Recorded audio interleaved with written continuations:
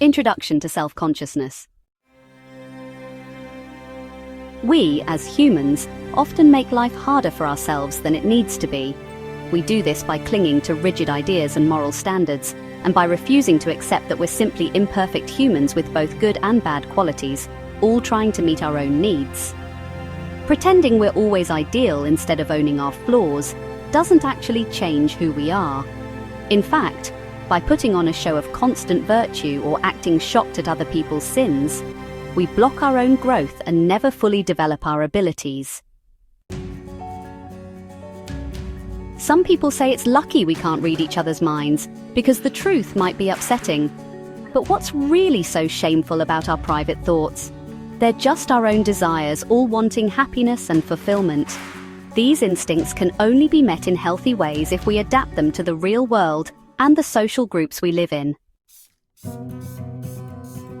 It's hard for us to admit that most of our actions and achievements come from our own ego, our drives, needs, and search for satisfaction.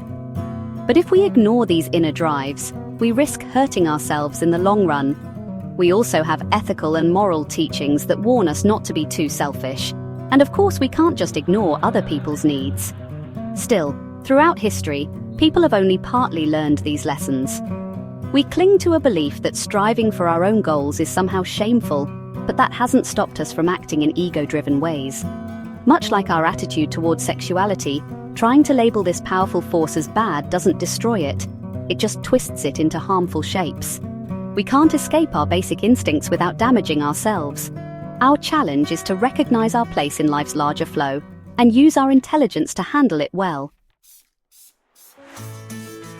That's what self-consciousness is really about. It lets us look at our actions and motivations honestly, understand our true level of development, and avoid fooling ourselves or getting in our own way. Instead of being stuck in automatic, unthinking reactions, we can become more creative and self-determined, taking some control over our own path. Philosopher Henri Bergson's idea of a life force pushing us to adapt lines up with this. Our job is to use our awareness to work with that force effectively. This deep look into human behavior can feel shocking to people who first encounter it, but it reveals a clear understanding of our shared humanity. Surprisingly, that shared humanity can be both encouraging and frightening. It's threatening to people who see themselves as above the common crowd, because they've built their ego on feeling superior. It's also a relief to those who've struggled privately with their own weaknesses and thought they were alone. Finding out we all share the same basic struggles is liberating.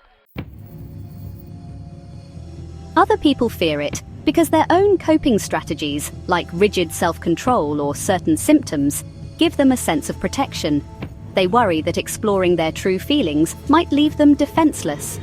Letting go of rigid control, however, isn't meant to strip away healthy boundaries or make us revert to a more primitive state. Its goal is to release us from defenses that no longer serve us, helping us grow into the best version of ourselves with less wasted effort. That's the hopeful part.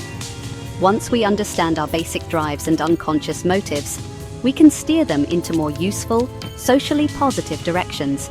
This is called sublimation, turning energy that could have led to harmful actions or symptoms into something genuinely constructive. Self-reflection doesn't claim it can make anyone a genius.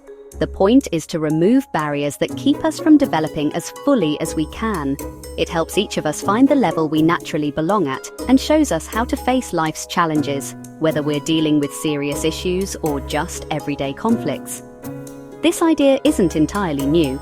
In farming and breeding, people have long used the principle that understanding an organism's drives helps us improve its growth. Luther Burbank, known for his breakthroughs in plant breeding, once said that knowing how a plant's tendencies battle each other is the foundation of all plant improvement. Isn't it likely that the same principle applies to humans? Seeing ourselves as biologically related to all living things means we have to question how we act, think, and live. Quietly but steadily, old ideas are shifting. Self-consciousness aims to bring order to all the observations researchers have made about human beings, linking our biological nature to our actual accomplishments.